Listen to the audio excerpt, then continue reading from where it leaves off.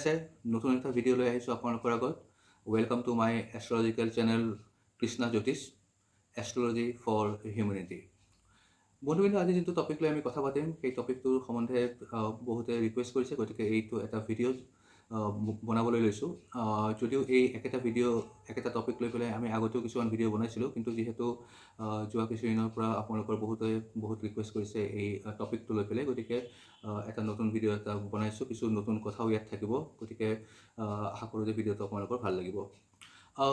বন্ধুবিন্দু, এই যিটো এই ভিডিঅ'ৰ টপিকটো হৈছে যে কি, বিবাহত যে বিলম্ব হয় বা ডিলে হয়, সেই ডিলে হোৱাৰ কাৰণে বহুতো সমস্যাৰ সৃষ্টি হয়। গতিকে বিবাহত যাৰ বিয়াত দেৰি হৈ আছে, আননেচেচাৰিলি দেৰি হৈ আছে, বা বিবাহৰ কথা চলে আকৌ ভাঙি যায়, এটা কথা ষ্টাৰ্ট হৈ পেলাই কনক্লুজনলৈকে যাব নোৱাৰে, বা কাৰোবাৰতো বিবাহৰ প্ৰপ'জেলেই নাহে, এনেকুৱা ধৰণৰ যিমানবোৰ কাৰণ, সি ল'ৰাৰ ক্ষেত্ৰত হওক বা ছোৱালীৰ ক্ষেত্ৰত হওক, যিবোৰ বিবাহৰ বিলম্বৰ কাৰণ, সেই তাৰ কিছুমান ইফেক্টিভ প্ৰতিকাৰ বা ৰিমেডি, যিবোৰ অতি সহজ ৰিমেডি হয়। তাৰ কাৰণে আপোনালোকে ক'তো ইফালে সিফালে দৌৰাদৌৰি কৰাৰ দৰকাৰ নাই। আপোনালোকে আস্থা আৰু নিষ্ঠাৰে কিছুমান যদি সৰু সুৰা ৰিমেডি কৰে, তেতিয়াহ'লে আপোনালোকৰ বিবাহত যি বিলম্ব হৈ আছে তাৰ পৰা বহুখিনি আপোনালোকে পৰিত্ৰাণ পাব পাৰিব। গতিকে ভিডিঅ'লৈ আগবঢ়াৰ আগতেই আপোনালোকক ৰিকুৱেষ্ট কৰিব বিচাৰিছোঁ যে আপোনালোকে যদি এতিয়ালৈকে কৃষ্ণা জ্যোতিষ চেনেলটো ছাবস্ক্ৰাইব কৰা নাই, তেতিয়াহ'লে আপোনালোকে ইউটিউবত কৃষ্ণা জ্যোতিষ চেনেলটো ছাবস্ক্ৰাইব কৰি লওক, কিয়নো ইয়াত আমি ৰেগুলাৰ বহুত ভিডিঅ' আমি আপলোড কৰি থাকোঁ। সকলোবোৰ ভিডিঅ'ই কিবা নহয় কিবা ক্ষেত্ৰত আপোনালোকৰ জীৱনৰ সমস্যাবোৰ সমাধানৰ ক্ষেত্ৰত আপোনালোকক সহায় কৰিব।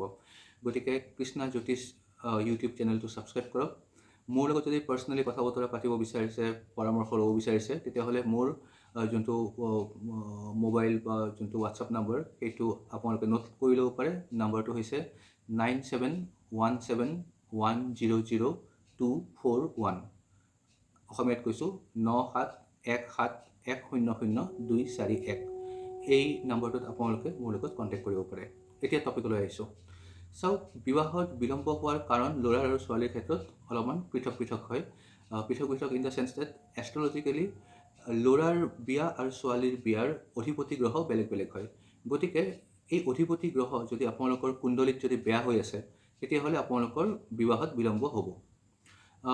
ছোৱালীৰ ক্ষেত্ৰত অধিপতি গ্ৰহ যি বিবাহৰ বাবে যি অধিপতি হয়, তেওঁ হৈছে বৃহস্পতি, আৰু ল'ৰাৰ ক্ষেত্ৰত হৈছে শুক্ৰ।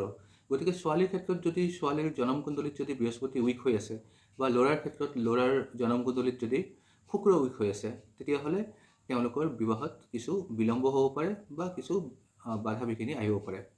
অৱশ্যে ইয়াৰ লগতে আপোনালোকৰ জনম কুণ্ডলীত আৰু যিবোৰ গ্ৰহ আছে, সেই গ্ৰহবোৰৰো এফেক্ট থাকে। স্পেচিয়েলি শনি গ্ৰহ এনেকুৱা এটা গ্ৰহ যি সকলো কামতে দেৰি কৰায়। গতিকে শনি যাৰ বেয়া হৈ আছে, তাৰো কিন্তু বিবাহত, সি লাগিলে ল'ৰাই হওক বা ছোৱালীয়ে হওক, শনিয়ে কিন্তু বিবাহ দেৰি কৰায়।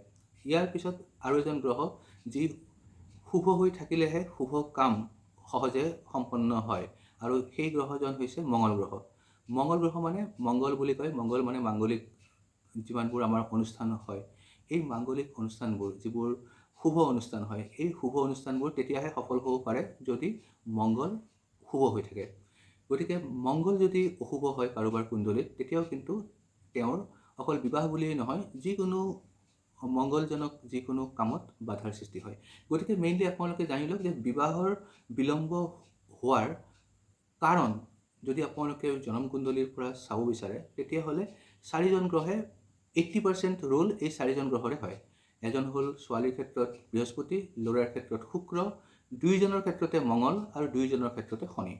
গতিকে এই 4টা গ্ৰহৰ প্ৰপাৰ বিচাৰ আপোনালোকে যদি কোনোবা অভিজ্ঞ জ্যোতিষীৰ দ্বাৰা আপোনালোকে কৰাব পাৰে, আৰু ইয়াৰ যদি যিবোৰ আপোনালোকৰ নিজৰ ক্ষেত্ৰত কোনজন গ্ৰহ শুভ হৈ আছে, কোনজন গ্ৰহ অশুভ হৈ আছে, সেইটো আপোনালোকে যদি নিজৰ জনম কুণ্ডলীখন যদি অধ্যয়ন কৰাব পাৰে কোনো অভিজ্ঞ জ্যোতিষীৰ দ্বাৰা, তেতিয়াহ'লে আপোনালোকে গম পাব যে একজেক্টলি আপোনালোকৰ কি প্ৰতিকাৰ আপোনালোকৰ কৰিব লগা হ'ব।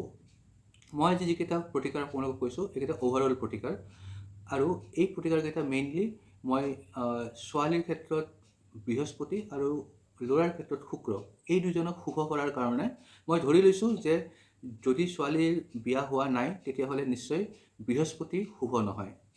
ঠিক আছে, মই এই ক্ষেত্ৰত অন্য কোনো গ্ৰহৰ ইনভলভমেণ্ট, যিহেতু মোৰ সন্মুখত আপোনাৰ কুণ্ডলী নাই, গতিকে মই অন্য সকলো গ্ৰহ ঠিক আছে বুলি ধৰি লৈছোঁ, কেৱল বৃহস্পতি যদি বেয়া হৈ আছে, কিয়নো বৃহস্পতিয়ে ছোৱালীৰ বিবাহৰ ক্ষেত্ৰত 50%তকৈ বেছি ৰোল বৃহস্পতি গ্ৰহে নিজে প্লে কৰে।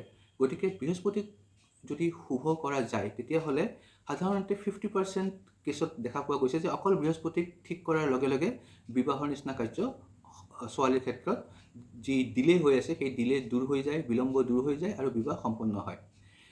এতিয়া চাওক, বৃহস্পতি কি কাৰণে বেয়া হয়। এতিয়া যিহেতু এইটো কোনো জ্যোতিষৰ বা এষ্ট্ৰলজিৰ ক্লাছ হৈ থকা নাই, গতিকে মই ডিটেইলত নাযাওঁ যে বৃহস্পতি গ্ৰহ এজনী ছোৱালীৰ কুণ্ডলীত কি কি কাৰণে বেয়া হয়। সেইটো এটা দীঘলীয়া টপিক হৈ যাব আৰু সেই টপিকৰ ওপৰত এনেকুৱা ধৰণৰ 4-5টা ভিডিঅ' বনাব পৰা যাব। গতিকে সেইটো আপোনালোকৰ সেইটোলৈ মই নোসোমাওঁ বাৰু। মই কেৱল কৈছোঁ যে যদি ছোৱালীৰ ক্ষেত্ৰত বৃহস্পতিক ঠিক কৰিব লাগে বিবাহৰ কাৰণে, তেতিয়াহ'লে আপুনি কি কৰিব লাগিব। নাম্বাৰ 1 আপোনালোকে নোট কৰক যে বৃহস্পতিয়ে কি বুজায় আপোনাৰ পৰিয়ালত। বৃহস্পতি গুৰু এনেকুৱা এজন গুৰু যি আপোনালোকৰ পৰিয়ালৰ যি সকলোতকৈ বয়সস্থ ব্যক্তি, তেখেতক ৰিপ্ৰেজেণ্ট কৰে। ঠিক আছে, বৃহস্পতি হৈছে গুৰু গ্ৰহ। গতিকে পৰিয়ালৰ এনে ব্যক্তি যি পৰিয়ালটোৰ গুৰুৰ দৰে হয়, ঠিক আছে, বা এজন এনেকুৱা ব্যক্তি যাৰ কথাৰ ওপৰত চবেই বিশ্বাস কৰে, নিৰ্ভৰ কৰে, যাৰ বয়স অধিক হয়, তেনেকুৱা এজন গুৰু প্ৰকৃতিৰ ব্যক্তিক বৃহস্পতিয়ে ৰিপ্ৰেজেণ্ট কৰে। গতিকে প্ৰথম যোনটো একেবাৰে সহজ যোনটো উপায়, সেইটো হৈছে যে আপোনাৰ পৰিয়ালৰ মানে আপোনাৰ নিজৰ যোনটো নিউক্লিয়াছ ফেমিলি, সেইটো প্লাছ আপোনালোকৰ যোনটো এক্সটেণ্ডেড ফেমিলি। ঠিক আছে, আজিকালিতো সকলো ফেমিলি সৰু হৈ গৈছে। মই যোনটো ফেমিলিৰ কথা কৈ আছোঁ, সেইটো আপোনালোকৰ যিমানবোৰ ৰিলেটিভ আছে গোটেইবোৰ মিলি পেলাই যোনটো ডাঙৰ ফেমিলি হয়, সেইটোৰ কথা কৈ আছোঁ। সেই ফেমিলিৰ যিজন বয়সস্থ গুৰু স্বৰূপ ব্যক্তি হয়, তেখেতক সেৱা কৰাটো বা তেখেতক সন্তুষ্ট কৰাটো, তেখেতৰ আশীৰ্বাদ লোৱাটো বৃহস্পতি গুৰুৰ আশীৰ্বাদ লোৱাৰ সমতুল্য হয়। গতিকে প্ৰথম উপায়টো হৈছে যে কি, বৃহস্পতি তেতিয়া বেয়া হয় যেতিয়া পৰিয়ালত যিজন গুৰু স্বৰূপ ব্যক্তি, তেখেতৰ যেতিয়া প্ৰপাৰলি কেয়াৰ লোৱা নহয় বা তেখেতক সন্তুষ্ট কৰা নহয় বা তেখেতৰ লগত কাজিয়া পেচাল বা তেখেতৰ মনত যদি দুখ দিয়া হয়, তেতিয়াহ'লে বৃহস্পতি গুৰু বেয়া হয় কুণ্ডলীত। ঠিক আছে, গতিকে প্ৰথম উপায়টো আপোনালোকে নিজেই চাই লওক যে আপোনালোকৰ ফেমিলিত কেনেকুৱা যিজন বৃহস্পতি স্বৰূপ যিজন গুৰু ব্যক্তি আছে, তেখেতৰ সৈতে আপোনালোকৰ সম্পৰ্ক কেনেকুৱা। আৰু আপোনালোকে যদি সম্পৰ্ক যদি উন্নত কৰিব বিচাৰে বা আপোনালোকে যদি সম্পৰ্ক উন্নত কৰিব পাৰে তেখেতৰ লগত, তেতিয়াহ'লে আৰু তেখেতৰ আশীৰ্বাদ যদি আপোনালোকে পায়, তেতিয়াহ'লে বৃহস্পতি গুৰু সন্তুষ্ট হয়। আৰু বৃহস্পতি সন্তুষ্ট হ'লে বিবাহৰ যিবোৰ বিবাহ সম্বন্ধীয় যিবোৰ প্ৰব্লেমছ, সেইবোৰ বহু ক্ষেত্ৰত বহু কমি যায়। নাম্বাৰ 1। নাম্বাৰ 2, আপোনালোকৰ ক্ষেত্ৰত চাওক, বৃহস্পতি গ্ৰহক ঠিক কৰাৰ কাৰণে আপোনালোকৰ অকল কুণ্ডলী বুলিয়েই নহয়, আপোনালোকৰ ঘৰখনৰো কিছুমান বস্তু আপোনালোকৰ ঠিক ঠাক কৰিব লাগিব। কিয়নো বৃহস্পতি এখন ঘৰত, কিয়নো আপুনি চাব যে কিছুমান ঘৰত সাধাৰণতে অকল এজন মানুহৰ নহয়, বহুতো মানুহৰ বিবাহ দেৰি হয়। এই ক্ষেত্ৰত ঘৰৰ বাস্তুৰো অকণমান দোষ থাকিব পাৰে। গতিকে বৃহস্পতি গুৰু ঘৰৰ বাস্তুত যদি ঠিক কৰিব লাগে, তেতিয়াহ'লে আপোনালোকে সৰু সুৰা এটাক মই আপোনালোকে কৰিব দিম, সেইটো আপোনালোকে কৰিব পাৰে যে বৃহস্পতি গ্ৰহৰ যোনটো দিশ ঘৰৰ বাস্তু হিচাপে, সেইটো হয় আমাৰ যোনটো কয় বায়ু কোণ বুলি যিটো কয়, ইংলিছত ক'ব গ'লে নৰ্থ ৱেষ্ট, উত্তৰ পশ্চিম যোনটো কোণ হয়, সেই কোণটো বৃহস্পতিৰ দিশ বুলি ধৰা হয় বাস্তুশাস্ত্ৰ মতে। গতিকে এটা চিম্পল মই আপোনালোকক এটা উপায় কৈ আছোঁ, এই উপায়টো আপোনালোকে যদি ঘৰত কৰিব পাৰে, তেতিয়াহ'লে আপোনাৰ ঘৰত যদি বৃহস্পতিৰ কিবা দোষ লাগিছে, সেই দোষ কিন্তু অতি সহজেই খণ্ডন হৈ যাব। কৰিব আপুনি কি লাগিব যে আপোনাৰ ঘৰৰ যোনটো নৰ্থ ৱেষ্ট কৰ্ণাৰ হয়, সেই নৰ্থ ৱেষ্ট কৰ্ণাৰত আপুনি এটা পিতলৰ এটা কলহ বা এনেকুৱা য'ত আপুনি পানী থ'ব পাৰে, এনেকুৱা এটা আপুনি পাত্ৰ লওক, কলহ টাইপৰ পিতলৰ হ'ব লাগিব। ঠিক আছে, আৰু এই পাত্ৰত আপোনালোকে কোনো পুণ্যস্থান মানে তীৰ্থস্থান, কোনো তীৰ্থস্থানৰ পৰা সংগ্ৰহ কৰা পানী তাত ভৰাই পেলাই north west corner of your house, আপোনাৰ ঘৰৰ যোনটো নৰ্থ ৱেষ্ট কৰ্ণাৰ হয়, বায়ু কোণ বুলি কয়, এই ঠাইত আপুনি স্থাপন কৰক এটা বৃহস্পতিবাৰৰ ৰাতিপুৱা। আৰু এখন হালধীয়া কাপোৰেৰে সেই কলহটো আপোনালোকে মুখখন বান্ধি পেলাই হালধীয়া এডাল সূতাৰে কপাহী সূতাৰে সেই কলহটোৰ মুখখন বান্ধি থৈ দিয়ক। বান্ধি পেলাই সেই পাত্ৰটো পানীৰ সৈতে তীৰ্থস্থানৰ পানী থোৱা সেই পাত্ৰটো আপোনালোকে ঘৰৰ নৰ্থ ৱেষ্ট কৰ্ণাৰ পাৰ্মানেণ্টলি প্ৰতিষ্ঠা কৰক। তাক আৰু লৰচৰ নকৰিব, ঠিক আছে।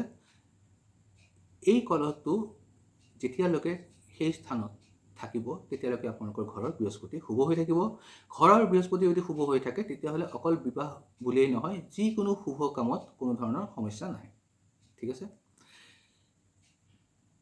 তৃতীয়তে কি, যে ছোৱালীৰ ক্ষেত্ৰত যদি বিবাহ হোৱা নাই তেতিয়াহ'লে ছোৱালীৰ বৃহস্পতি তেতিয়াই বেয়া হয় যেতিয়া গুৰুৱে যিবোৰ বস্তু বেয়া পায় তেনেকুৱা কাম যদি ছোৱালীয়ে কৰে, ঠিক আছে। ইয়াৰ মানে কি, গুৰু হ'ল এটা নৈতিকতাৰ প্ৰতীক হয়। গতিকে নৈতিকতা পৰা যদি ফালৰি কাটি যদি কিছুমান কাম যোনটো সামাজিকভাৱে বা কালচাৰেলি একচেপ্টেবল নহয় ছোৱালীৰ ক্ষেত্ৰত, তেনে কাম যদি ছোৱালীয়ে কৰে তেতিয়াহ'লে গুৰু অসন্তুষ্ট হয় বুলি কয়। গতিকে সেইখিনি আপোনালোকে নিজে বুজি ল'ব যে আপোনালোকৰ কালচাৰ অনুসৰি কি বস্তু একচেপ্টেবল হয় আৰু কি বস্তু একচেপ্টেবল নহয়। তেনেকুৱা ধৰণৰ কামৰ পৰা যদি ছোৱালী যদি দূৰত থাকে তেতিয়াহ'লেও কিন্তু বৃহস্পতি গুৰুক ষ্ট্ৰং কৰা হয়। চতুৰ্থতে কি, যে বৃহস্পতি বাৰৰ দিনাখন ছোৱালীয়ে যদি হালধীয়া কাপোৰ পিন্ধি পেলাই ভগৱান বিষ্ণু, ভগৱান কৃষ্ণ বা ভগৱান ৰাম এই তিনিজনৰ মন্দিৰত যদি ৰাতিপুৱা সময়ত যায়, গৈ পেলাই যদি তাত যদি পূজা কৰে, ঠিক আছে, মূৰ দোৱাই আৰু ভগৱানৰ পৰা যদি আশীৰ্বাদ বিচাৰে যে যি বিবাহত বিলম্ব হৈ আছে সি দূৰ হ'ব লাগে, ঠিক আছে, তেতিয়াহ'লে এইটো কিন্তু বৃহস্পতি গুৰুক সন্তুষ্ট কৰাৰ এটা ভাল উপায় হয়। কৃষ্ণ, বিষ্ণু আৰু ৰাম এই তিনিজন ভগৱানে বৃহস্পতি গুৰুৰ উপাস্য হয়। গতিকে বৃহস্পতি গুৰুক সন্তুষ্ট কৰাৰ কাৰণে আপুনি বিষ্ণু, কৃষ্ণ বা ৰাম ভগৱানক আপোনালোকে সন্তুষ্ট কৰিব লাগিব, ঠিক আছে। এতিয়া মই আহিছোঁ ল'ৰাৰ ক্ষেত্ৰত। ল'ৰাৰ ক্ষেত্ৰত চাওক, ল'ৰাৰ ক্ষেত্ৰত বৃহস্পতি নহয়, ল'ৰাৰ ক্ষেত্ৰত যোনটো ইম্পৰ্টেণ্ট গ্ৰহ হয়, ইম্পৰ্টেণ্ট গ্ৰহজন হ'ল শুক্ৰ। এতিয়া শুক্ৰ কোন হয় পৰিয়ালৰ ভিতৰত? শুক্ৰ হয় আপোনাৰ পৰিয়ালৰ যিসকল মহিলা সেইসকল শুক্ৰৰ প্ৰতিনিধি হয়। গতিকে চাওক, শুক্ৰ আপোনাৰ কাৰণে ভাল নে বেয়া, আপোনাৰ পৰিয়ালৰ কাৰণে ভাল হৈ আছে নে অশুভ হৈ আছে, এইটো এটা আপোনালোকে নিজে আপোনালোকৰ ঘৰত চাব পাৰিব। শুক্ৰ যিখন ঘৰত বেয়া হয়, দুৰ্বল হয়, সেই ঘৰৰ মহিলাসকলৰ স্বাস্থ্য সদায় বেয়া হৈ থাকে। মানে এটা বেমাৰ পাৰ হ'ল, আকৌ এটা বেমাৰ আৰম্ভ হ'ল, এনেকুৱা ধৰণৰ যদি এটা পৰিয়ালত যদি মহিলাসকলৰ যদি এটাৰ পিছত এটা বেমাৰ যদি হৈ থাকে, আপুনি গম পাব যে আপোনাৰ ঘৰখনত শুক্ৰ বেয়া হৈ আছে। গতিকে শুক্ৰ গ্ৰহক সন্তুষ্ট কৰাৰ কাৰণে ল'ৰাৰ ক্ষেত্ৰত চবতকৈ ভাল যোনটো উপায় হয় সেই উপায়টো কি, যে ঘৰৰ সকলো মহিলাকে সন্মান কৰক। কোনো মহিলাৰ লগত কাজিয়া নকৰিব, কোনো মহিলাক মনত দুখ নিদিব আপোনাৰ একশ্যন বা ৱৰ্ডৰ দ্বাৰা, আপোনাৰ কথা বা আপোনাৰ কাৰ্যৰ দ্বাৰা কোনো ধৰণৰ মেণ্টেলি হাৰ্ট নকৰিব পৰিয়ালৰ যিকোনো মহিলাক। মই পৰিয়াল বুলি বাৰে বাৰে যেতিয়া কওঁ আপোনালোকে বুজি ল'ব যে মই আপোনালোকৰ যোনটো এক্সটেণ্ডেড ফেমিলি সেইটো কথা কৈ আছোঁ, নিউক্লিয়াছ ফেমিলিৰ কথা নহয়। যোনটো ডাঙৰ ফেমিলি হয় সেই ডাঙৰ ফেমিলিটোৰ কথা কৈ আছোঁ। নম্বৰ 1। নম্বৰ 2 হ'ল যে কি, যে শুক্ৰ গ্ৰহৰ চবতকৈ পিয়ৰেষ্ট ফৰ্ম হৈছে গাই গৰু। গাই গৰুৰ সেৱা শুক্ৰ গ্ৰহৰ সন্তুষ্ট কৰাৰ বাবে অত্যন্ত কাৰ্যকৰী বুলি ধৰা হয় আৰু ইয়াৰ প্ৰমাণো বহুত আছে। গতিকে গাই গৰুক আপোনালোকে যিমান সেৱা কৰিব, যিমান খুৱাব বা সেৱা সৎকাৰ কৰিব, সিমানেই আপুনি আপোনাৰ নিজৰ শুক্ৰক ষ্ট্ৰং কৰিব। গতিকে যদি আপোনালোকৰ নিজৰ ঘৰতে গাই গৰু আছে তেতিয়াহ'লে আপোনালোকে দৈনিক গাই গৰুক সেউজীয়া বৰণৰ ঘাঁহ বা পাত এনেকুৱা ধৰণৰ বস্তু নিজৰ হাতেৰে খুওৱা আৰম্ভ কৰক, ঠিক আছে। সেউজীয়া হ'ল বুধ, গাই গৰু হ'ল শুক্ৰ। ই আপোনালোকৰ অকল ল'ৰাৰ ক্ষেত্ৰত বিবাহেই নহয়, ল'ৰাৰ টকা পইচা, ধন সম্পত্তি, কেৰিয়াৰ সকলোতে শুভ প্ৰভাৱ পেলায়, ঠিক আছে। দ্বিতীয়তে হ'ল যে কি, আপোনালোকে যদি ডেইলি খুৱাব নোৱাৰে তেতিয়াহ'লে এটলিষ্ট উইকত এদিন বা ধৰি লওক শুক্ৰবাৰে আপোনালোকে ৰাতিপুৱা সময়ত যদি গাই গৰুক খুৱাই যায়, আৰু এইটো কিমান দিন খুৱাব লাগিব সিমান দিন সেইটো কোনো কথা নাই, যেতিয়ালৈকে খুৱাই গৈ থাকিব তেতিয়ালৈকে আপোনাৰ শুক্ৰই আপোনাৰ বাবে ভাল প্ৰভাৱ আনি থাকিব, ঠিক আছে। তৃতীয়তে হ'ল যে কি, বাস্তুশাস্ত্ৰটো মানে মই যোনটো আগতে বৃহস্পতিৰ ক্ষেত্ৰত কৈছিলোঁ সেই একেই কথা যে এখন ঘৰত যদি ল'ৰাৰ যদি বিবাহত বিলম্ব হৈ আছে, এটা কাৰণ এইটো হ'ব পাৰে যে সেই ঘৰখনত বোধ কৰোঁ এনেকুৱা বাস্তুদোষ আছে যাৰ বাবে শুক্ৰ গ্ৰহ দুৰ্বল হৈ আছে বা বেয়া হৈ আছে। এই ক্ষেত্ৰত আপোনালোকে কি কৰিব লাগে যে শুক্ৰ গ্ৰহ কোনটো দিশ সেইটো আপুনি জানিব লাগে। যেনেকৈ বৃহস্পতিৰ ক্ষেত্ৰত মই কৈছিলোঁ যে আপোনালোকে নৰ্থ ৱেষ্ট কৰ্ণাৰটো আপোনালোকে ঠিক কৰিব লাগে। তেনেদৰে শুক্ৰৰ ঠিক কৰাৰ কাৰণে বা শুক্ৰক ষ্ট্ৰং কৰাৰ কাৰণে, শুক্ৰক বলৱান কৰাৰ কাৰণে আপোনালোকে ঘৰৰ সাউথ ইষ্ট কৰ্ণাৰটো, সাউথ ইষ্ট মানে দক্ষিণ পূব যোনটো আপোনালোকৰ কৰ্ণাৰ, সেইটো শুক্ৰৰ ডাইৰেকশ্যন হয়। গতিকে সেই কৰ্ণাৰটো আপোনালোকে ঠিক কৰিব লাগিব। এতিয়া ঠিক কৰা মানে কি, চাওক যদি বিবাহ হোৱা নাই, বিলম্ব হৈ আছে, বিবাহৰ কথা চলে, তাৰপিছত ভাঙি যায়, ব্ৰেকআপছ হয়, এনেকুৱা যদি প্ৰব্লেমছ হৈ আছে তেতিয়াহ'লে আপোনালোকে এবাৰ চেক কৰক আপোনালোকৰ ঘৰৰ যোনটো দক্ষিণ পূব কোণ হ'ব তাত নিশ্চয় পানীৰ কিবা ব্যৱস্থা আপোনালোকৰ আছে। কিয়নো শুক্ৰ গ্ৰহ তেতিয়াই বেয়া হয় যেতিয়া ঘৰৰ সাউথ ইষ্ট কৰ্ণাৰটোত পানীৰ কিবা বস্তু থাকে। সি ফিল্টাৰ হ'ব পাৰে বা আপোনালোকৰ যদি RCC বিল্ডিং তেতিয়াহ'লে হয়তো আপোনালোকৰ যোনটো পানীৰ টেংকি সেইটো বোধ কৰোঁ সাউথ ৱেষ্ট কৰ্ণাৰৰ ছাদৰ ওপৰত আছে, এনেকুৱা হ'ব পাৰে, ঠিক আছে। বা যদি বৰিং আছে সেই বৰিংটো বোধ কৰোঁ সাউথ ৱেষ্ট কৰ্ণাৰত আছে, বা যিকোনো ধৰণৰ আপোনালোকৰ পানীৰ সৈতে জড়িত যিকোনো ধৰণৰ সামগ্ৰী, যিকোনো ধৰণৰ ব্যৱস্থা আপোনালোকৰ যদি সাউথ ইষ্ট কৰ্ণাৰত আছে তেতিয়াহ'লে আপোনালোকৰ শুক্ৰ গ্ৰহ বেয়া হয়। গতিকে এনেকুৱা যদি আছে তেতিয়াহ'লে তাক আপোনালোকে চেঞ্জ কৰক। আৰু সাউথ ৱেষ্ট কৰ্ণাৰত আৰু এটা ভাল উপায় কি যে ল'ৰাজনৰ এখন ফটো, খুব স্মাৰ্ট ফটো, ধুনীয়া ফটো, যিখন ফটো আপোনালোকে বিবাহৰ ক্ষেত্ৰত ব্যৱহাৰ কৰিব, তেনেকুৱা এখন ফটো ডাঙৰকৈ ডেভেলপ কৰি পেলাই, ফ্ৰেম কৰি পেলাই সাউথ ইষ্ট কৰ্ণাৰটোত আপোনালোকে সেই ফটোখন আপোনালোকে সজাই ৰাখক। ই শুক্ৰ গ্ৰহক ষ্ট্ৰং কৰি পেলাই বিবাহৰ বিলম্ব দূৰ কৰাৰ ল'ৰাৰ ক্ষেত্ৰত এটা অতি ট্ৰাইড এণ্ড টেষ্টেড এটা উপায় হয়। এতিয়া কথা হ'ল যে এই দুজন গ্ৰহক ঠিক কৰাৰ পিছতো যদি আপোনালোকৰ কুণ্ডলীত শনি গ্ৰহ বেয়া হৈ আছে তেতিয়াহ'লেও আপোনালোকৰ শুভ কামত দেৰি হ'ব। কিয়নো শনি গ্ৰহ যেতিয়ালৈকে বেয়া হৈ থাকে তেতিয়ালৈকে দেৰি হৈ গৈ থাকে। গতিকে আপোনালোকে, আৰু ছেকেণ্ডলি হ'ল যে কি মংগল গ্ৰহ যদি বেয়া হৈ আছে বা বহুতৰ ক্ষেত্ৰত মাংগলিক দোষো হৈ থাকে, ঠিক আছে। গতিকে এনেকুৱা যদি আপোনালোকৰ কুণ্ডলীত আছে তেতিয়াহ'লেও কিন্তু শুক্ৰ বা বৃহস্পতি গ্ৰহ ভাল হৈ থাকিলেও যদি মংগল গ্ৰহ বা শনি গ্ৰহ যদি আপোনালোকৰ ক্ষেত্ৰত অশুভ হৈ আছে তেতিয়াহ'লেও কিন্তু ল'ৰা বা ছোৱালী উভয়ৰ ক্ষেত্ৰতে বিবাহত পলম হ'ব। গতিকে এইটো কাম আপোনালোকে এজন এক্সপাৰ্ট এষ্ট্ৰলজাৰৰ দ্বাৰা আপোনালোকে আপোনাৰ যিখন কুণ্ডলী সেইখন চেক কৰাব লাগিব। আৰু চেক কৰাই পেলাই যদি এনে কিবা শনি গ্ৰহ বা মংগল গ্ৰহৰ যদি কিবা দোষ আছে, এই দোষৰ আপোনালোকৰ কুণ্ডলী অনুযায়ী আপোনালোকে এপ্ৰপ্ৰিয়েটলি কোনটো প্ৰতিকাৰ কৰিব লাগিব সেই প্ৰতিকাৰবোৰ তেওঁৰ পৰা জানি লৈ আপোনালোকে কৰি গৈ থাকক। মোৰ বিশ্বাস যে এইখিনি যদি আপোনালোকে কৰিব পাৰে তেতিয়াহ'লে বিবাহৰ ক্ষেত্ৰত যি বিলম্ব হৈ আছে এই বিলম্বৰ পৰা আপোনালোকে পৰিত্ৰাণ পাব পাৰিব। যদি আপোনালোকে এই বিষয়ে মোৰ লগত কনচাল্ট কৰিব বিচাৰে তেতিয়াহ'লে মোৰ লগত কনচাল্ট কৰিব পাৰে। মোৰ লগত কনচাল্ট কৰাৰ কাৰণে আপোনালোকে মোৰ ফোন বা হোৱাটছআপ যোগে যোগাযোগ কৰিব পাৰে। মোৰ নম্বৰটো হৈছে 9717100241। অসমীয়াত কৈছোঁ 9717100241।